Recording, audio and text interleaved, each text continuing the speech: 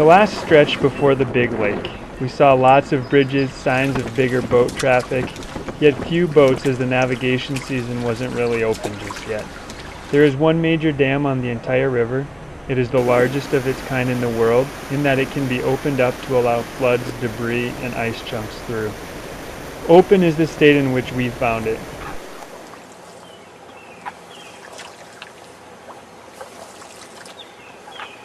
We went through a lock, a new experience for both of us, and afterwards rejoined the floodway that had been diverted away before the city of Winnipeg.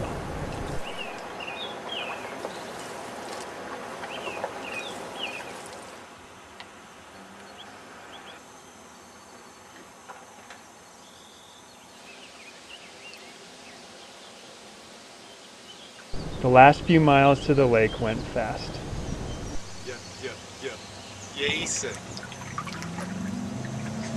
What can you tell us about the day? How we started, where we've been, chat a little bit about Lynette and our visit with her. I'm the video man. You talk. Well, but I've done all the other interviews. You're in the front half the time and you never choose to do this. Okay, well, I'll interview from the back. Isn't that going to be weird? Like you're going to be interviewing the back of my head? No, because you'll just mostly have it focused on you. You can pan back and see me once in a while. You mean like this? Yeah, perfect. So I just hold it like this and then what am I supposed to talk about? Well, I'll interview you. Okay. Is my hair good? Your hair is beautiful right now. Okay, I'm ready. Is it on? Yep. So Nate, tell us a little bit about what we've experienced thus far today. Where did we spend the night last night? Last night we got to the locks of St. Andrew's Dam. We pulled over and a family suggested we go to a park a little bit downstream to stay. So we pulled over, we talked to Charlie. Charlie's a guy who works at the lock. He gave us a little tour of it. He said he could bring us through the lock at night or in the morning at 8 o'clock they open, there'll be a whole crew there. And we were kind of tired anyway, so we stopped, pulled over. And then it could have been this morning. We're unsure. Oh, and then Jason met a really nice woman named Judith was really nice, offered us hospitality, and we were tired and we were just going to cook right there. We have a lot of food to cook up. So we had dinner, and then it could have been this morning, but oh, there's a woman waiting at us right now. Isn't that fun? It could have been that this morning. It could have been after midnight. We don't know. And Jason and I were both sound asleep, and somebody came to wake us up. The third time that happened this trip. And she woke us up to bring us hot cocoa and muffins. It was pretty amazing. And not only did she bring it to us, she served it to us while we were in the tent in mugs that she brought along. I've never been woken up in the middle of the night before with delicious hot cocoa, and this is really good hot cocoa. Jason, would you please talk to the hot cocoa? We discussed it last night and again this morning. It has to probably be, if not the best, one of the top 2 best hot chocolates I have ever had in my entire life. I have no idea how exactly she made it, but it was absolutely wonderful and definitely hit the spot. Well worth waking up last night in the middle of the night for a cup of hot chocolate. Chocolatey, it was thick, it was smooth, it was rich. Oh, it was amazing. And I would also have to say, top 2, I had a really good cup of hot cocoa in Spokane one day. I'm going to go with this as being the best ever because it was free instead of the $6 I paid in Spokane for it. And it was a surprise. And a surprise, yeah, out of the blue.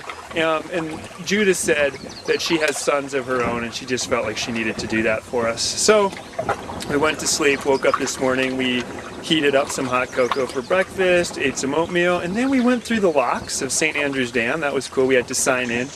There's a guy ahead of us, he's also paddling the York Factory this summer from Grand Portage, Minnesota. And he's a day... No, he went through the locks yesterday and we went through this morning. Another thought, could you please explain to me if I yelled out 1020, maybe even 1023, what would that mean to you right now? All right, 1020 is the code word that people on radios in Churchill use to tell others on the radio that there's a bear around. 1020 means there's a polar bear. 1021 means there's a polar bear and another one around, so 2 total. 1022, 1023 obviously would be a polar bear with triplets, most likely. So 1020 means there's a polar bear. And Lynette told us that if we see a white rock on the side of the river, it's probably a polar bear. And at what point did she say we should start really paying attention to the polar bears? 30 clicks from the coast. 30. Do you expect to encounter any 1020s along the way? I hope. I deeply hope we do. Nice. Well, I would say that's probably about it for the questioning for right now. I'd say done. Done bar. Done ski.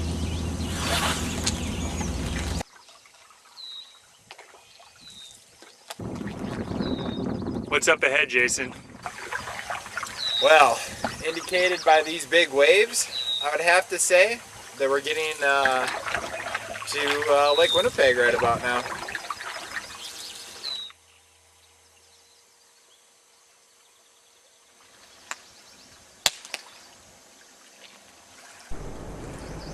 I can't tell you how happy that sandy beach makes me feel. Jason. At 4 o'clock we pulled off for an early day to enjoy our arrival on the big lake. Jason asks how I feel about it. Leaving the Red River is going to be like leaving home. We've grown accustomed to its ways, good and bad, and now we will move on. New environment, new rules, new set of normal. I'm not nervous. I am not excited. It's a bit shocking, really. The reason the trip is happening, the real challenge starts tomorrow. The previous page is all foreplay to what begins tomorrow. Tomorrow, bigness takes over, and I can't believe it's happening already.